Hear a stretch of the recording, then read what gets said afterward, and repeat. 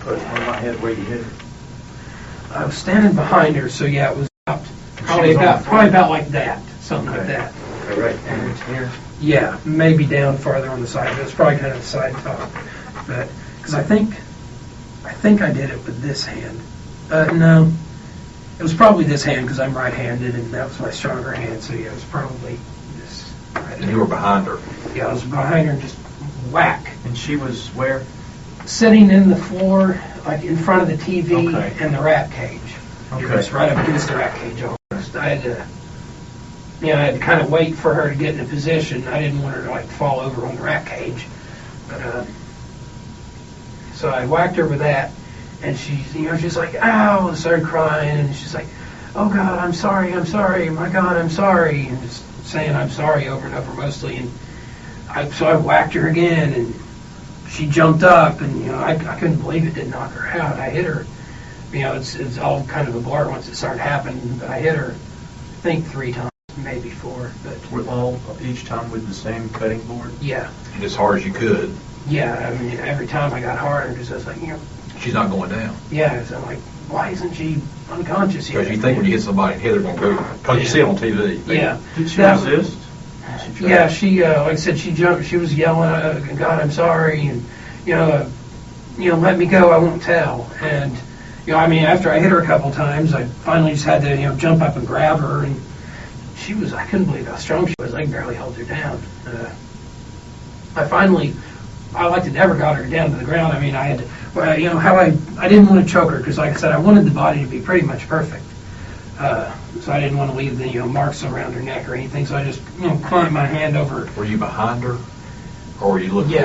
Did you have her on the ground? No, I was. Like I said, she got up and was trying to run around, and I grabbed her from behind, and was kind of hugging her with mouth over her hand over her mouth and nose. And eventually, after she started getting weaker and stuff, and we flopped around. I've got pretty bad carpet burns on my knees from it, because I said she put up a. And just for me to understand, let's see, this is your right leg. It's on both of them, but this one's the worst. So you were wearing shorts at the time? Yeah. And you're telling me this is from the incident with. Yeah. Okay. Because you were on. Yeah, it's from struggling. You were struggling. Struggling with her on the ground. Because then, once I finally got her down to the ground. Finally got her. We struggled. It took me probably 15, 20 minutes to kill her, to get her completely dead. Because then even after, well, anyway, I struggled with her for a minute. Finally got her down to the ground on her stomach, and so I was kind of sitting on her back, with my mouth over. Or no, she was on her back. Yeah, but I was sitting on her, clamping my hand. So you were looking down at her face, and you were covering her mouth. Yeah, kind of sitting on her. Not really putting my full weight on her, but kind of like on my knees with a little bit of my weight on her stomach to hold her down. And did you feel aroused at that point? Very, yeah. By the time I got done killing her, my underwear was soaked. When you get aroused, it'll start, kind of leaking a little. Pre-ejaculation. Yeah, it was. My underwear was pretty much soaked by the time she, even before she was completely dead. But, so are you telling me you were sexually gratified during this struggle? Pretty much, yeah. Did you have an orgasm, or was it just? I didn't orgasm, but I was, very, very aroused. You had an erection. Yeah. And, just standing there behind her debating on killing her or not, I was starting to get an erection. But anyway, then she still, once she was down on the floor, she kept me almost slipping out of my grip, and she ended up, on her stomach at one point. Yeah, she ended up on her stomach, because I remember there's a toolbox sitting there by the edge of the love seat. And, as kind of in like her last moment, she just started kind of reaching around, grabbing things, and she opened that toolbox. And then she pretty much went limp, and I laid there on her for a good, couple of minutes more to make sure she was dead, because she'd still, every now and then, because, clamping through she could still get kind of a little bit of air sometimes through her fingers if my grip slipped a little bit. So I laid there for a while, and finally was pretty sure she was dead.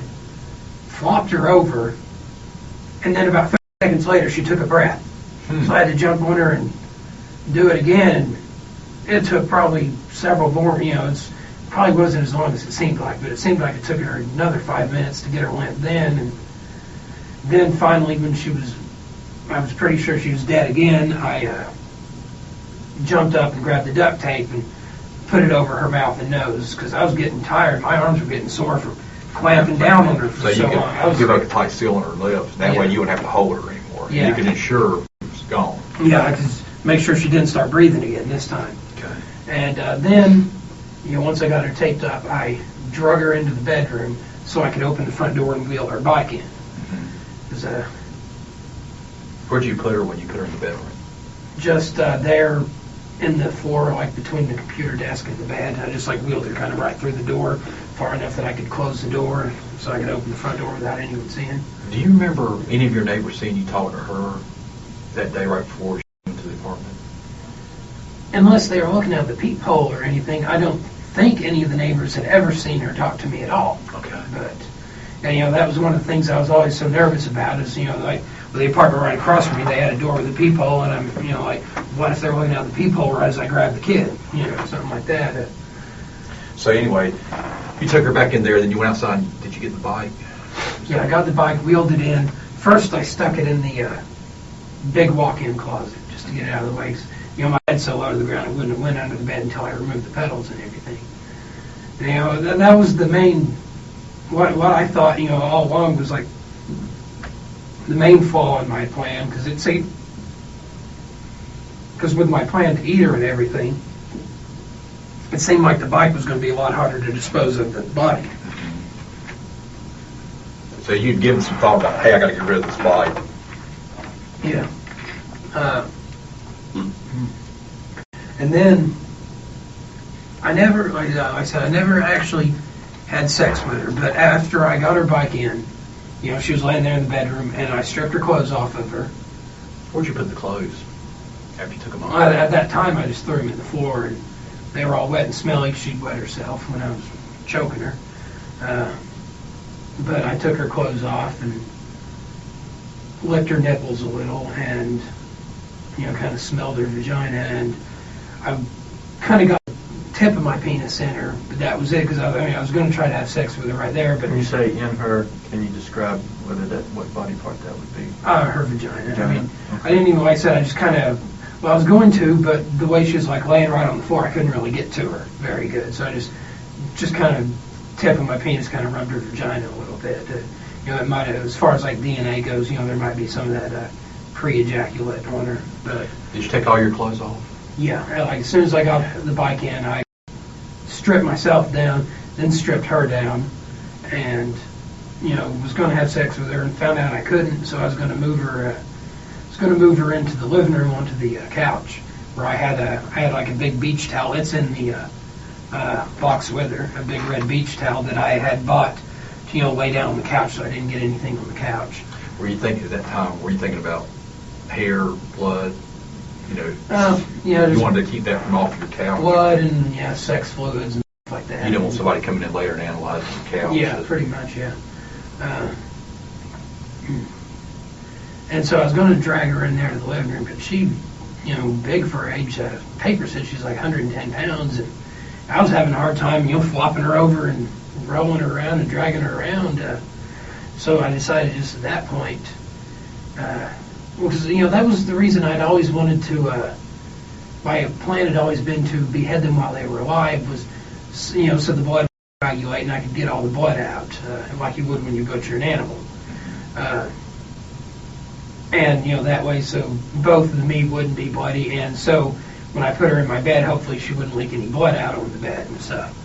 And so I was like, well, it's a lot closer, and I don't want, she's already been dead maybe 10, 15 minutes, and so I don't want the blood to get all coagulated, so I'm just going to go ahead and drag her into the tub and behead her and then have sex with her body. And I got her in there, draped over the side of the tub, which, I thought I was stronger than that, but I could barely get her up on that tub.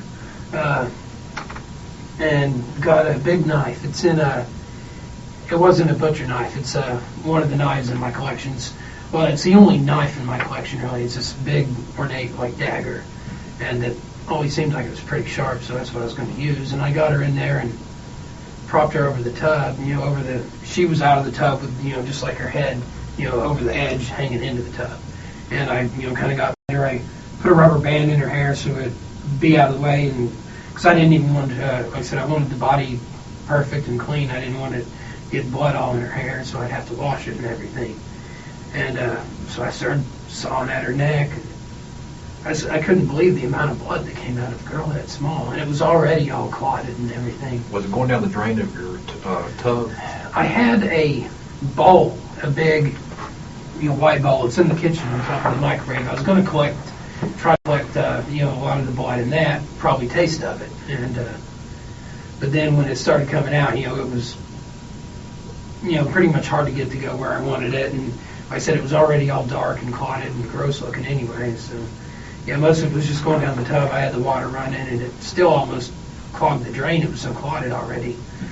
And did you ever pour any Drano down the toilet? I didn't have any Drano. I was going to go out and buy some, but all I had was I poured like some other cleansers, some toilet bowl cleanser and stuff down there to help hopefully break it up a little bit. Because I was afraid it'd like back the pipes up or something and back up into other people's apartment or something. And they'd know something was going on when they, then they'd find her missing and know that someone in the apartment complex killed her. Okay.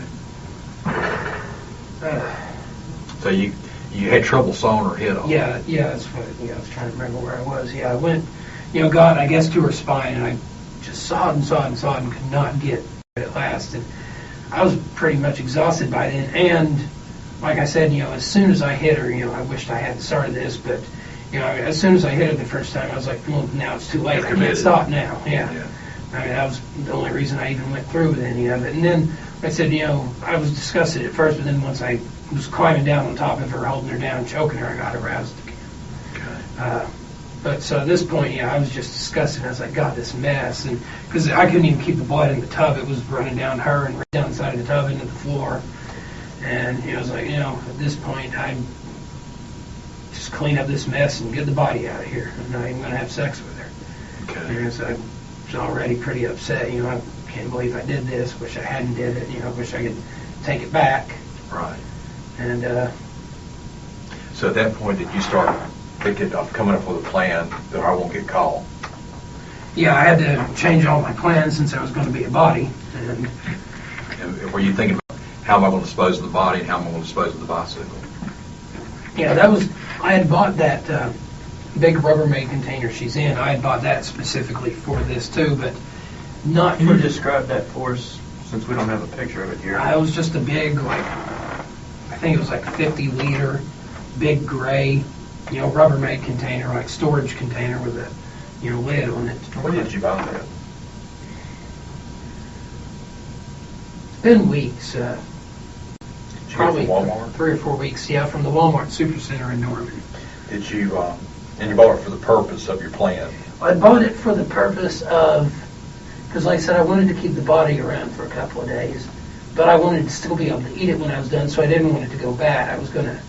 I wanted to get an ice chest, but they didn't really have any ice chests big enough to put a kid in that weren't like really expensive. So I just was like, well, I'll get a big container like this. It seals fairly well, and just keep a bunch of bags of ice in there. Did you keep your receipts from when you bought that stuff? No. Did you pay cash? I pay cash most of the time. Sometimes I use a credit card. That particular time I might have used a credit card, but I don't know. Okay. And I don't usually keep my receipts. Occasionally I'll throw them down on the table when I get home, and I don't clean very often, so some of them might still be there, but I can't say whether or not that one is. Okay. So at this point you decide you're going to put her in the tub? That container, That container, I was be like, I call it a tub, I'm sorry. Yeah, it was, the plan all along for disposing of the bones was to use that duffel bag thing, but then I was hoping I'd still get the body in there, but I got her and realized, well, no, she's way too big for this, and I liked to never even got her in that tub because was the duffel bag, was it bought for this plan too? No, I'd had the duffel bag for several years. Okay. I'm sorry, Rob.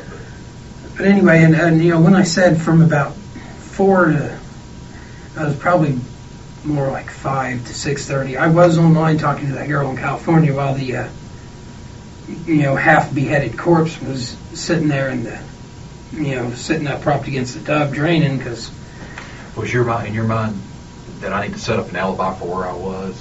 Because you seem to say, when we were talking to you, like, hey, yeah, she can vouch for me.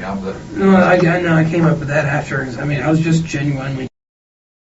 I decided that so I went to try to get rid of the body, but they was still bleeding too much, and stomach contents were pouring out of the neck, and so I was like, well, I'm going to let it sit here for a few hours and coagulate some more, so maybe I can move it without it, bleeding everywhere so much. So I just kind of went about my business with this. I closed the door because the bathroom, because like I said, I was sick, sick to my stomach that I'm doing this. I didn't even want to, see the corpse, and I just kind of closed it up in the bathroom with some incense burning to cover up the vomit smell from going up the air vent, because I smelled like vomit where she was coming out. Yeah, his stomach contents were leaking out of her neck when I tried to move her. Because I can often smell things coming from other people's apartments when they're cooking something strong, and I don't want people to smell the blood and vomit, so I put some strong incense burning in there and closed all the doors. And I just sat there at the computer for a couple hours, talking to her. I wasn't talking much because I was feeling really sick and really bad.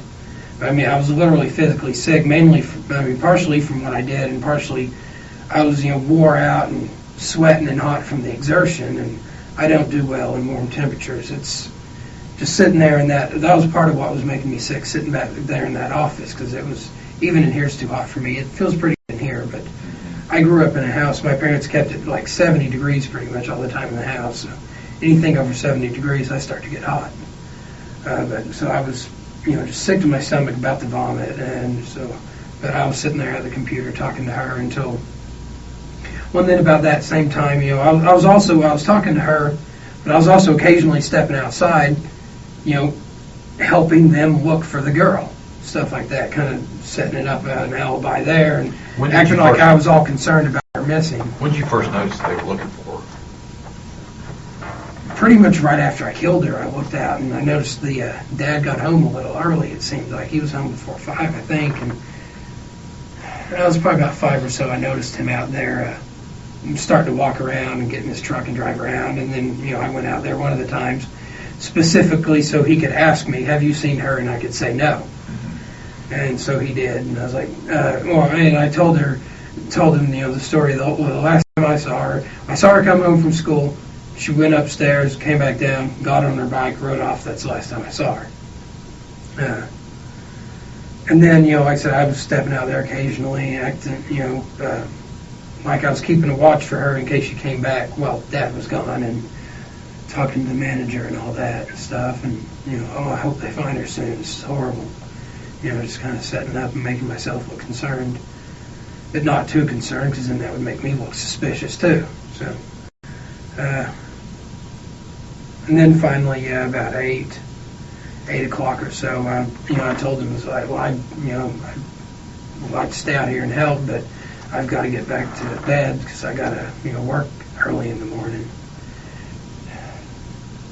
And then, I went inside and finally finished cleaning up the body, and it still bled everywhere, and I had to wash the tub out and wash the floor, scrub the floor.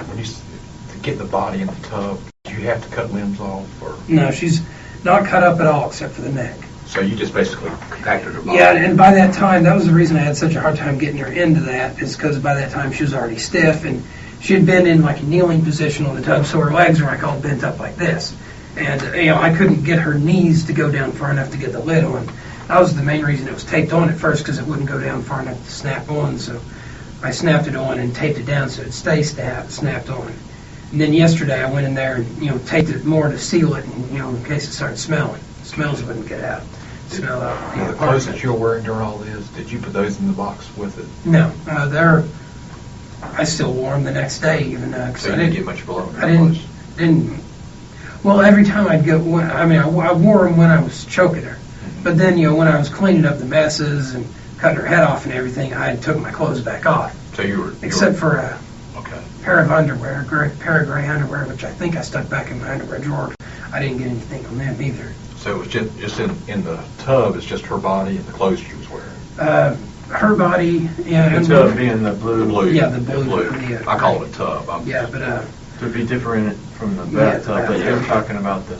Yeah, like I said, I tried to move her, but she was still making a huge mess. So I got a tarp I had also bought for this purpose, but How long ago was that? about the same time I bought the tub, like the container. I bought it at the local Walmart, I think, though. Okay. But, what was I saying? So that tarp's in there too. Yeah, it's in a. So I went to move her and she was bleeding everywhere. So I bought the tarp for the purpose of not getting blood because I was going to have sex with him on the couch, but when I went to torture him and stuff, I was probably going to put him on the floor on the tarp because there'd probably be some blood. And so I bought it for that. But then when I went to move her, I was like, I can't even move her. She's so heavy. So I'm going to try to flop her over onto this tarp, and maybe I can slide the tarp around a little better and wrap her up in that. So I kind of laid her on the tarp and folded it over a little, and then got her in some trash bags as good as I could. Okay. And when I opened it up, I saw the blue shirt. Did you just like kind of put her clothes folded on top of all that stuff? Afterwards, yeah, I put that red towel's on the bottom of the tub to soak up any blood or anything. Because at first I figured I'd just dump the body somewhere, wash the tub out, and bring it back. But then at the end I was like, I don't even want to open the tub and look at this body again. I'm just going to drag the tub out to a field and set it on fire.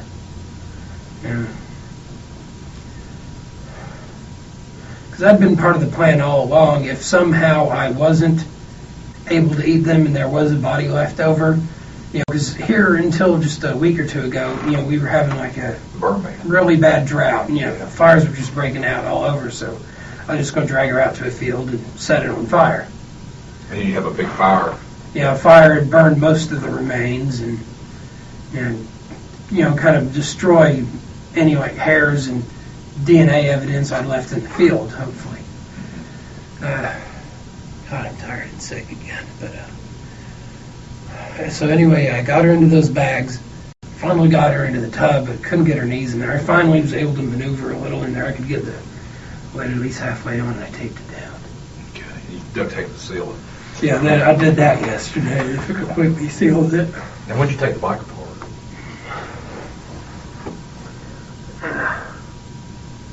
Was it the same night? Yeah, I think I did that in the same night, Wednesday night. And then I was going to go home tonight, and because even that frame that was left over that I couldn't take apart was, I think, still going to be too big for the duffel bag, so I was going to try to use my hacksaw to cut it up a little bit tonight. And did you already have all the tools that you needed to take the bike apart? Yeah. You didn't have to go anywhere and borrow any tools or anything? No. Parents got me a box of tools for my 18th birthday. Okay, and you just had those at the house? Yeah. Okay. Kevin, are you okay? Yeah, I'm just nauseous again. Okay. Exhausted. Take a break for a second. Yeah, I guess. Okay, let's take a breather for just a second.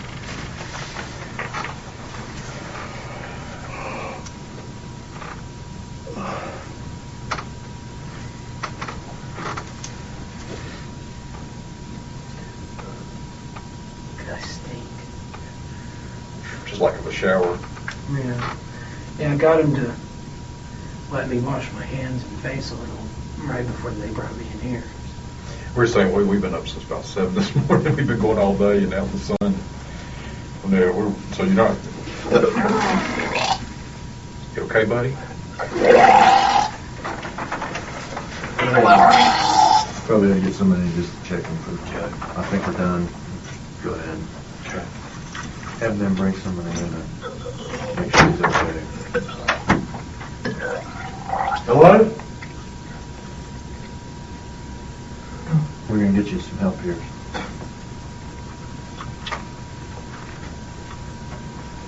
It's 11:33. Kevin? We're going to end because you're just too sick to keep going. Okay. We might have an EMT. You want us to do that? Yeah, get an EMT. He's getting nauseous. We just want to make sure he's okay. 5 over cell with you.